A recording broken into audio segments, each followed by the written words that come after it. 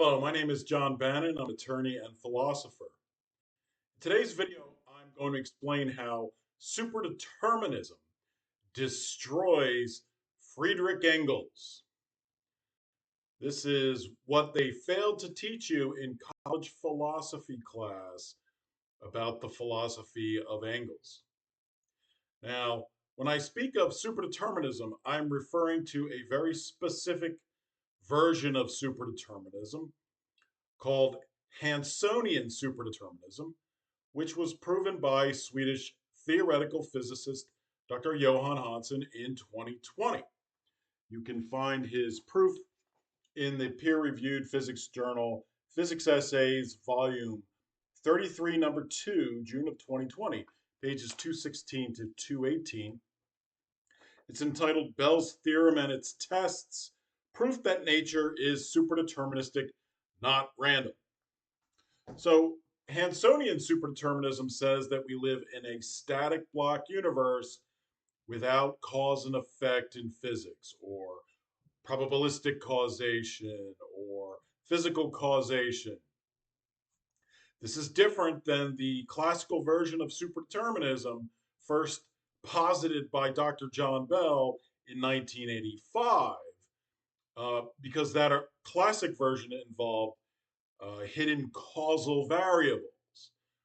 Hansonian superdeterminism doesn't have hidden causal variables because it disproves the existence of causation itself. So it can't have hidden causal variables. Instead, it simply says we live in a fourth dimensional block universe with three dimensions of space and one hidden static dimension of time. And all the particles in the universe are like set in concrete within the block through the static dimension of time. Nothing moves, nothing changes, and everything is permanent, and it simply exhibits what it does, which we can describe with our laws of physics. So I've listed 5 points on the board of Engels' philosophy, and I'm going to explain how superdeterminism defeats each and every one of them.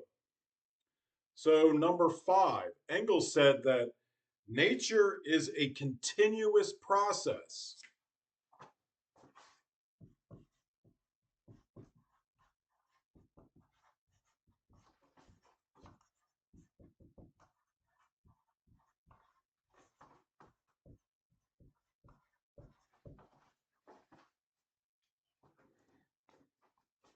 However, under Hansonian superdeterminism, nature is actually a static block universe and not a causal process. There's no such thing as process in the universe because you need cause and effect in physics to have a process or an interaction. So there are no processes in the universe. There's a static appearance of the behavior of particles through the dimension of time that looks like a process, but that's an interpretation.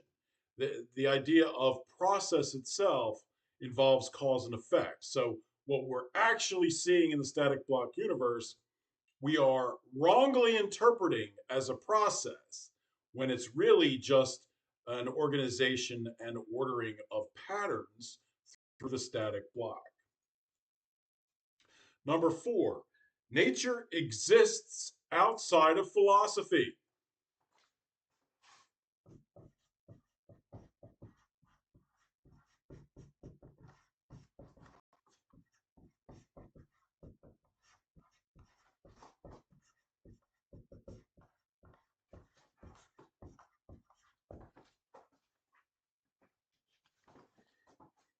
So Engels' point here is that he claimed that the only thing that exists is nature and man.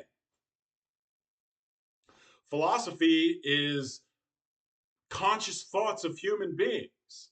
So Engels thought that that wasn't what exists because it's immaterial and temporary. However, in our Hansonian block universe, human thoughts are actually physical realities and aspects of the static block universe. Now, you may wonder how that's possible since thoughts are immaterial. And I'll explain to you how it is possible. In a static block universe without cause and effect in physics, all events, whether past, present, or future, are all equally real. They all presently exist. They're permanent. They continue to exist. And they're all predetermined. So, for example, if you consciously decide to move your future arm movement is predetermined in the static block universe. It already exists. And your arm is clearly a physical reality, so it has to be part of the predetermined physical static block universe. But in order for your arm movement to be predetermined, your conscious decision to move your arm also must be predetermined in order for your arm movement to be predetermined, which means your conscious thought to move your arm has to be a predetermined aspect of the static block universe. Now, the only thing that we have that's physical that exists where our thoughts seem to come from is our brains. And our brains are made of brain particles, these are physical realities. So it must be the predetermined brain particles that predetermined the conscious thoughts that are predetermined because our future arm movement is also predetermined.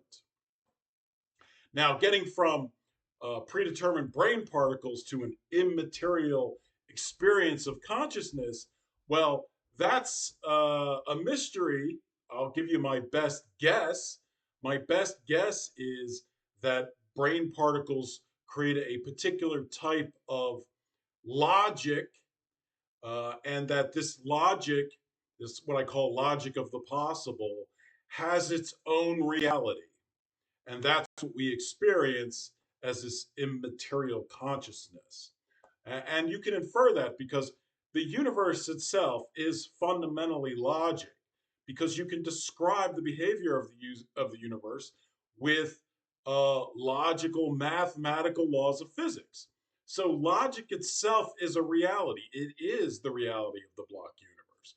Well, if logic can have a reality, then a different form of logic that's created by the organization of brain particles through the static dimension of time, what I call the logic of the possible, can also have its own reality. Uh, because it exists, it must have its own reality, and we experience that reality as this immaterial consciousness. But the truth is, it's actually a physical reality. It's just not the typical physical reality we're used to, which is solid objects. It's a different type of physical reality, the reality that we experience as consciousness. So, philosophy, being the thoughts of human beings, is actually a physical reality and a predetermined aspect of the static block universe. So, philosophy is included within the block universe or nature and is not outside of it. Number three, the church is a pillar of exploitation.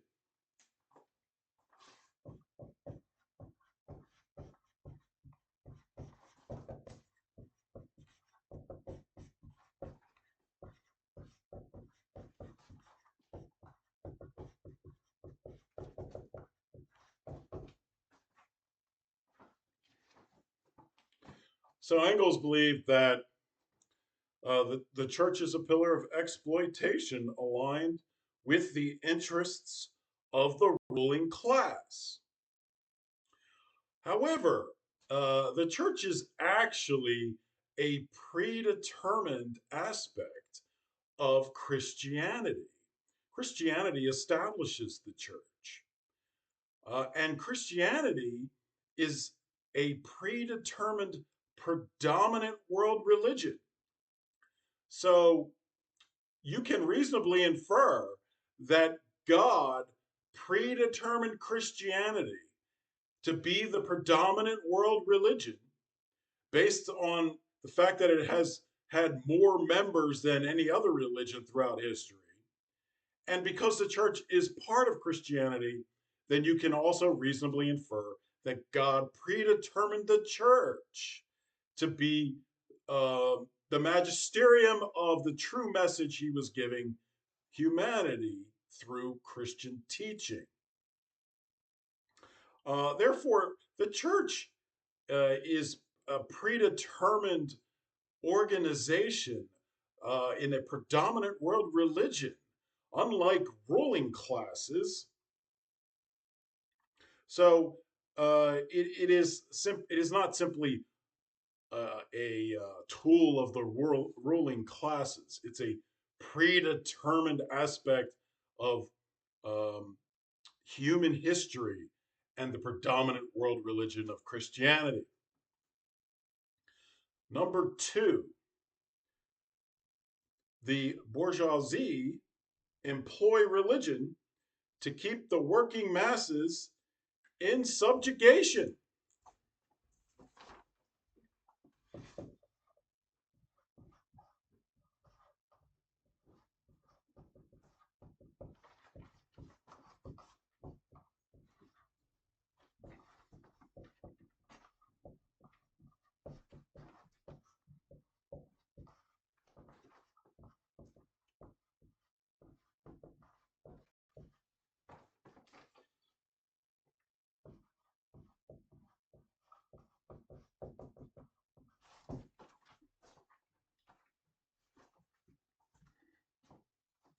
So Engels thought that the bourgeoisie employ religion to keep the working masses in subjugation under the guise of the necessity of maintaining social order with religion.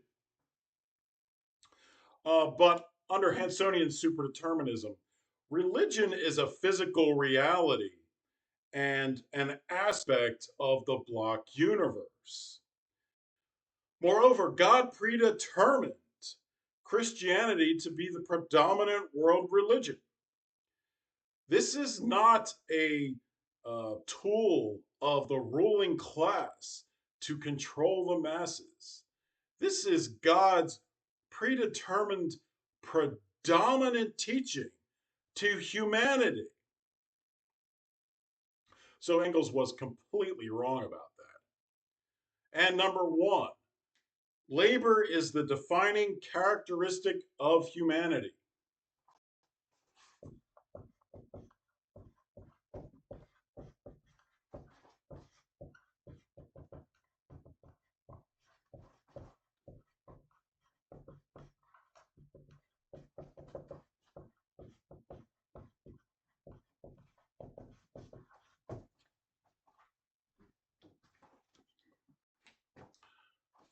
However, under Hansonian superdeterminism, there's no such thing as actual labor in the universe.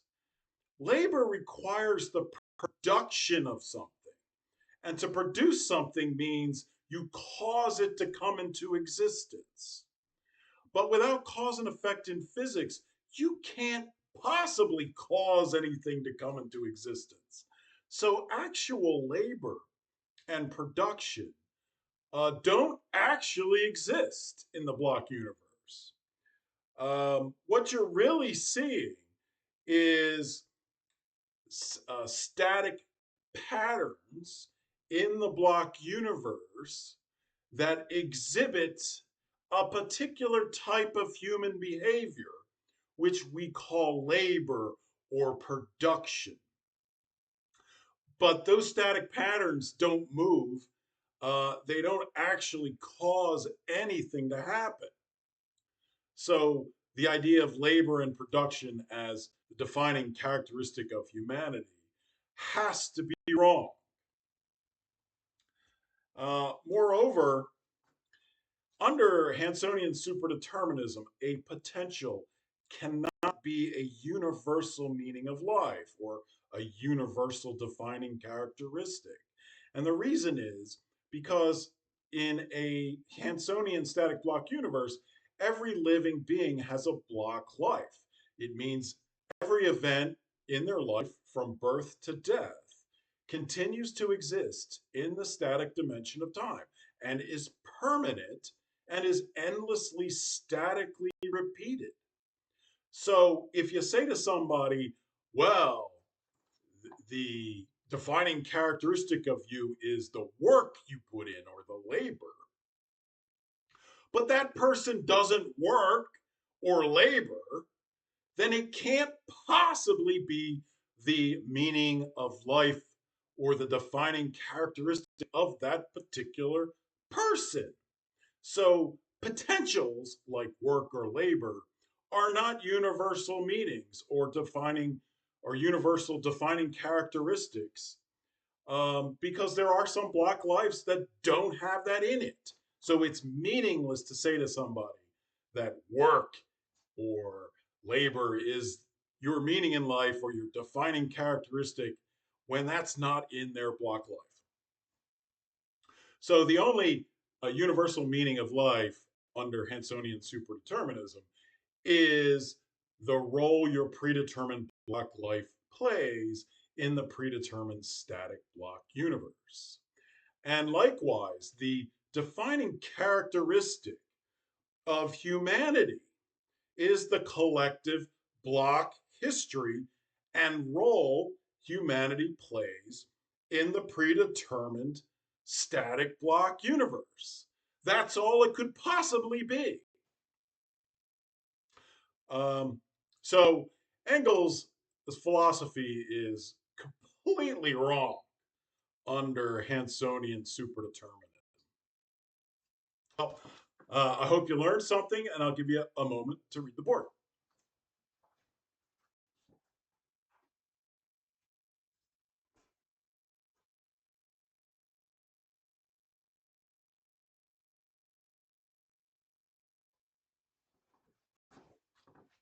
All right, until next time, take care.